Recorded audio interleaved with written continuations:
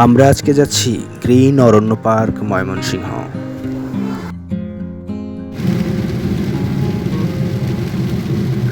ময়মনসিংহের ভালুকা উপজেলার হবিবাড়ি ইউনিয়নে সিড স্টোর বাজার থেকে মাত্র 2 কিলোমিটার পূর্বে প্রাকৃতিক মনোরম পরিবেশের মাঝে বিশাল এলাকা নিয়ে গড়ে ওঠা একটি অন্যতম পার্ক হচ্ছে গ্রিন অরণ্য পার্ক।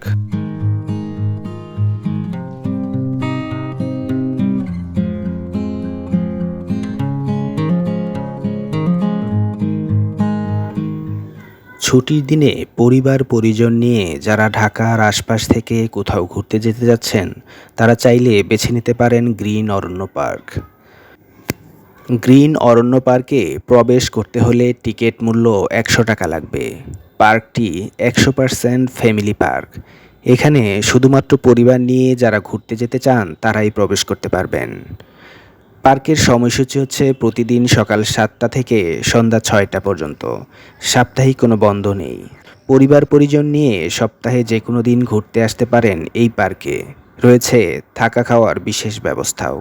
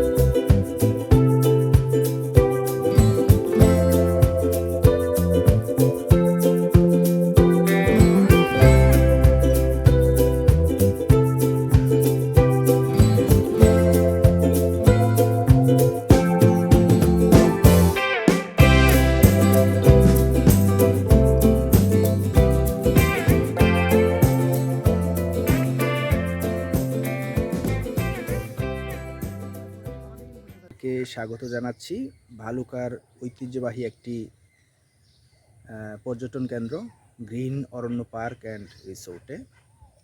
তো এই পার্কটি একেবারে সম্পূর্ণ প্রাকৃতিকভাবে সাজানো হয়েছে। প্রাকৃতিক গাছগাছরা, পাখি এবং নানান প্রকারের দেশীয় গাছের সমারোহে একেবারে নিখাত এক গাঁথনিতে তৈরি এই গ্রিন অরণ্য পার্ক। তো এই পার্কের বেশ কিছু লেক আছে। লেক থাকার কারণে সুবিধা হচ্ছে এখানে প্রচুর পরিমাণে পানকৌড়ি এবং বক, যে বক এবং পানকৌড়ির বিচরণ এখন তো একেবারে নাই বললেই চলে।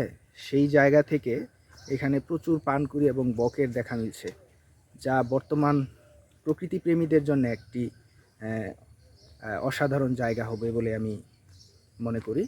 তো চলুন ঘুরে দেখি আজকে গ্রিন অরণ্য পার্ক অ্যান্ড রিসোর্টে কোথায় কি আছে, দেখার মতো কি কি আছে সেই জিনিসগুলো আপনাদের সাথে একটু শেয়ার করব।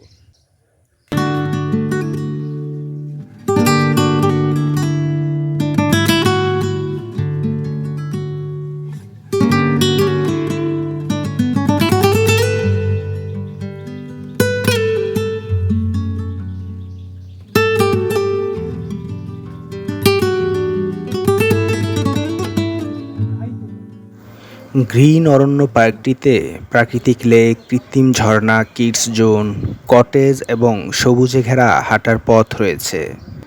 ঢাকা বা ময়মনসিংহ থেকে আগত দর্শনার্থীরা বাসে সরাসরি সিড স্টোর বাজার নেমে সেখান থেকে রিক্সা বা অটোরিকশায় খুব সহজেই পার্কে পৌঁছাতে পারবেন।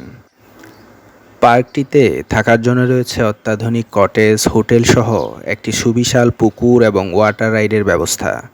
দেশের যে কোনো প্রান্ত থেকে ভ্রমণপ্রিয় যে কেউ পরিবার পরিজন নিয়ে বিনোদনের জন্য আসতে পারেন গ্রিন অরণ্য পার্কে।